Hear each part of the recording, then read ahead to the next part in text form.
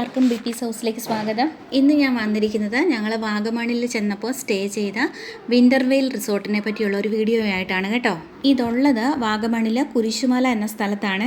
ഇപ്പോൾ കാണുന്നത് ഈ എൻട്രൻസിൻ്റെ മുൻഭാഗമാണ്. നമ്മൾ ചെന്നിറങ്ങി കഴിയുമ്പോൾ തന്നെ അത് വലിയൊരു അത്തിമരം ഉണ്ടായിരുന്നു. പിന്നെ ഇപ്പോൾ ഈ കാണുന്ന അവിടെ വേണമെങ്കിൽ അവർ വെള്ളം ഒക്കെ ഓണാക്കി തരും, വാട്ടർഫോൾസ് മാതിരി നമുക്ക് ഫോട്ടോയൊക്കെ എടുക്കാനായിട്ട്. പിന്നെ ചെടികളൊക്കെ നല്ല ഭംഗിയായിട്ട് വെച്ചിട്ടുണ്ടായിരുന്നു. വലിയൊരു ആന വെച്ചിട്ടുണ്ടായിരുന്നു, നമുക്ക് ഫോട്ടോയൊക്കെ എടുക്കാം അതിൻ്റെ മുമ്പിലായിട്ട് കേട്ടോ.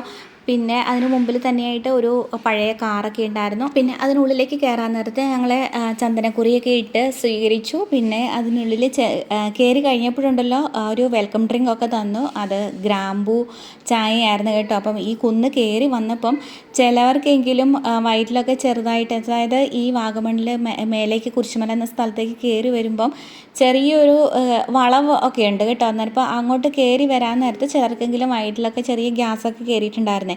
അപ്പോൾ ഈ ഒരു സിനമൺ ടീ കുടിച്ച് കഴിഞ്ഞപ്പോഴേക്കും ഒരാശ്വാസമൊക്കെ തോന്നിയേ.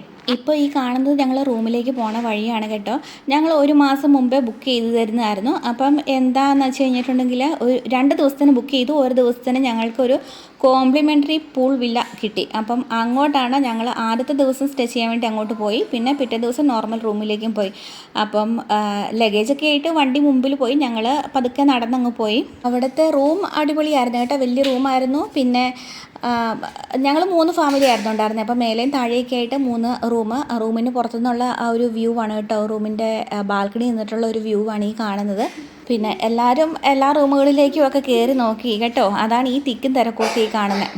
നല്ല സൗകര്യമുള്ള റൂമായിരുന്നു കേട്ടോ. പിന്നെ എക്സ്ട്രാ ബെഡൊക്കെ അടുത്ത് തന്നെ വെച്ചിട്ടുണ്ടായിരുന്നു. പിന്നെ ഈ വില്ലയ്ക്ക് കോമൺ ആയിട്ട് ഒരു അത്യാവശ്യം വലിപ്പമുള്ള ഒരു ലിവിങ് റൂം ഉണ്ടായിരുന്നു. അതാണ് ഈ കാണുന്നത് കേട്ടോ.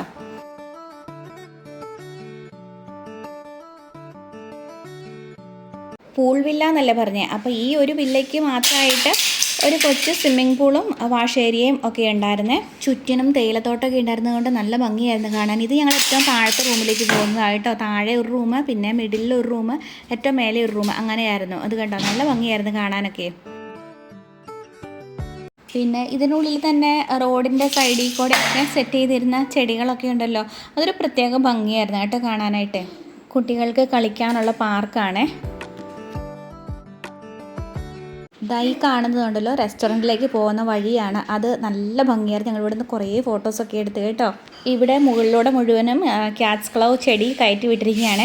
എനിക്കൊന്ന് ഇടയ്ക്കൊക്കെ മഴ പെയ്യുന്നുണ്ടായിരുന്നു, അതുകൊണ്ടായിരിക്കണം പൂവൊക്കെ കുറേ പൊഴിഞ്ഞു പോയി. എന്നാലും കുറച്ചൊക്കെ പൂവുണ്ടായിരുന്നേ. പിന്നെ റെസ്റ്റോറൻറ്റിലെ ഭക്ഷണം അടിപൊളിയായിരുന്നു. പിന്നെ ബ്രേക്ക്ഫാസ്റ്റ് കോംപ്ലിമെൻ്ററി ആണല്ലോ. അപ്പോൾ 2 ദിവസം ബ്രേക്ക്ഫാസ്റ്റ് ഞങ്ങൾ ഇവിടെ നിന്ന് തന്നെ കഴിച്ചു. വെറൈറ്റി ഓഫ് ഫുഡ്സ് ഉണ്ടായിരുന്നു.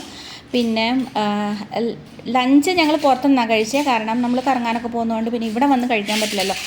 പിന്നെ ഡിന്നർ ഇവിടെ തന്നെയായിരുന്നു കഴിച്ചിരുന്നത്. അതും വളരെ നന്നായിരുന്നു കേട്ടോ. റെസ്റ്റോറൻറ്റിനോട് ചേർന്ന് തന്നെ ഒരു ടീ ഷോപ്പ് ഉണ്ടായിരുന്നേ. അത് അവിടെ എങ്ങനെയാണെന്ന് വെച്ച് കഴിഞ്ഞിട്ടുണ്ടെങ്കിൽ വൈകുന്നേരങ്ങളിൽ, വേറെ സമയത്തുണ്ടോ എന്നൊന്നും അറിയത്തില്ല, ഞങ്ങൾ വൈകുന്നേരങ്ങളിൽ അവിടെ നിന്ന് ചായ കുടിച്ചിട്ടുണ്ടായിരുന്നു. ചായയും കാപ്പിയും പിന്നെ ഒരു ചെറു കടിയും ഉണ്ടാവും. പിന്നെ അവിടെയാണെന്നുണ്ടെങ്കിൽ കാണാൻ നല്ല ഭംഗിയായിരുന്നു. മേലെ ഷീറ്റ് ഇട്ടിട്ട് ഈ ക്യാറ്റ്സ് ക്ലൗ ചെടി കയറ്റി വിട്ടിരിക്കുകയാണ്. അപ്പോൾ അതൊരു പ്രത്യേക ഭംഗിയായിരുന്നു കാണാൻ. ഇത് അടുത്ത പ്ലേ ഏരിയ.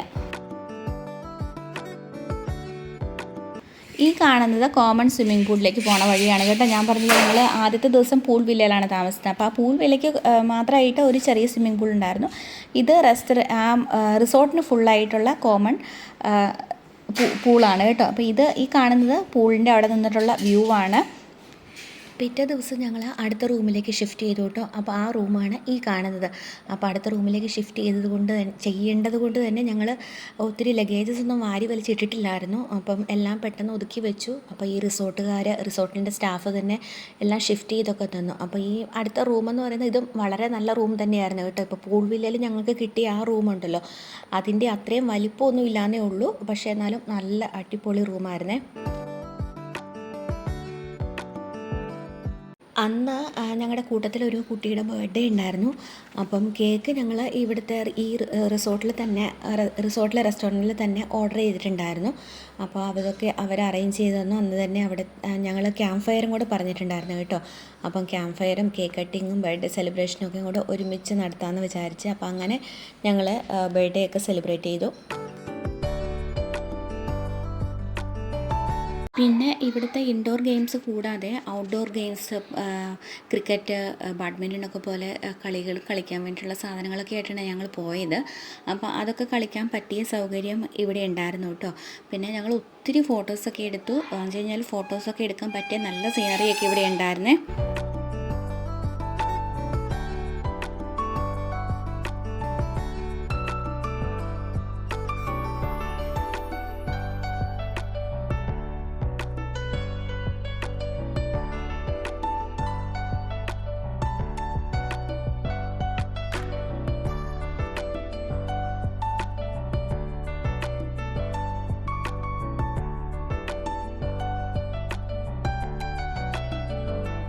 അപ്പോൾ വാഗമണിലേക്ക് പോകുന്ന ആൾക്കാർക്കൊക്കെ ധൈര്യപൂർവ്വം ചൂസ് ചെയ്യാൻ പറ്റിയ ഒരു റിസോർട്ടാണ് ഈ വിൻ്റർവെയിൽ റിസോർട്ട്. പിന്നെ ഞങ്ങൾ വാഗമണിൽ ചെന്ന് കഴിഞ്ഞപ്പം കാണാൻ പോയ മറ്റ് സ്ഥലങ്ങളുണ്ടല്ലോ, അതിൻ്റെയൊക്കെ വീഡിയോ ആയിട്ട് ഉടനെ തന്നെ വരാം. Okay, by.